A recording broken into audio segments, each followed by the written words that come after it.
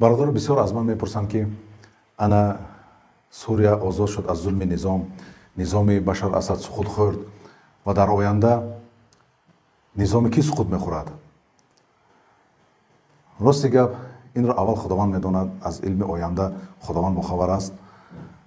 و دوم این است که این خیلی سوال منطقی هست، زیرا که سالهای آخر ما دیدیم که نظام افغانستان سقوط خورد، طالبان به حکومت آمدن، گرفتن و خیلی با پیش رفته شد.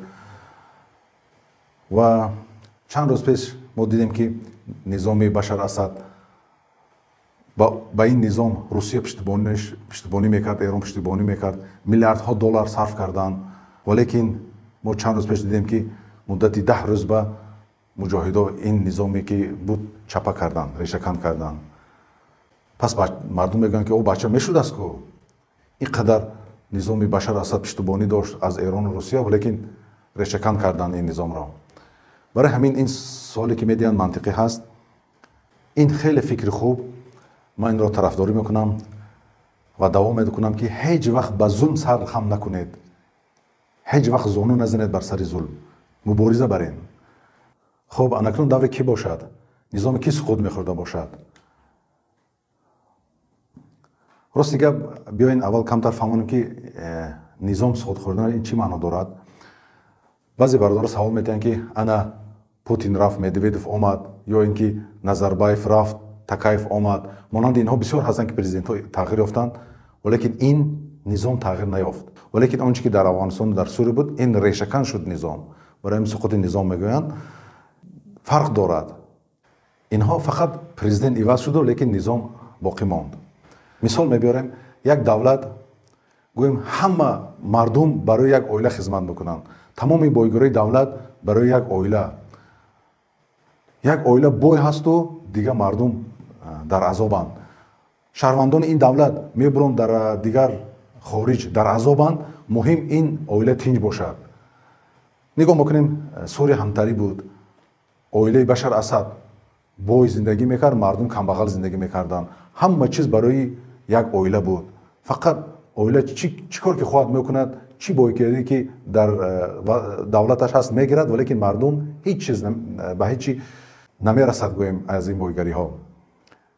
برای همین این سقوط نظام آنچه که در سوریه شد همتری است. فقط و فقط یک عائله تنج بود و دیگه مردم سرگردان بودن، در خارج بودن، در مهاجرت بودن، در عذاب بودن.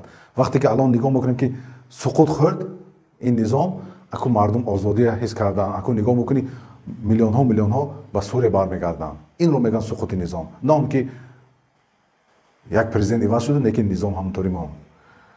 برای همین این سقوط نظام چون که عائلوی بود این خیلی مهم است. بسیار مردم میخوان که همینطوری نظام باید برکنار رود. برای همین اینطوری سوالا میتونن که در آینده دور کی باشد.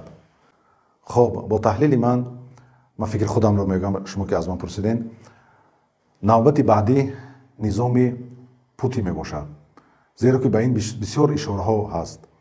آن سیاستی که پوتین برده شده است این عاقبت خوبی ندارد. من فکر میکنم که در آینده نظام پوتین سقوط میخورد و نظام نو چطوری میشود و کی نظام پوتین رو چپا میکند این بحث علاوه هست.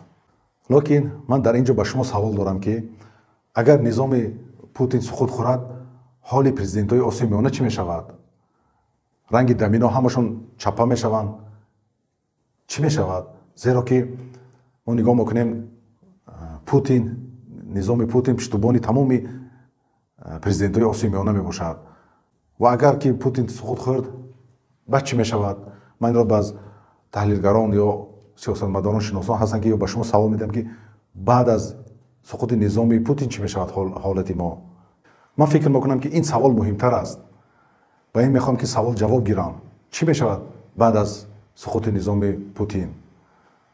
زیرا که ما از خطر آینده با خبر باشیم یا احتیاط خود رو بگیریم.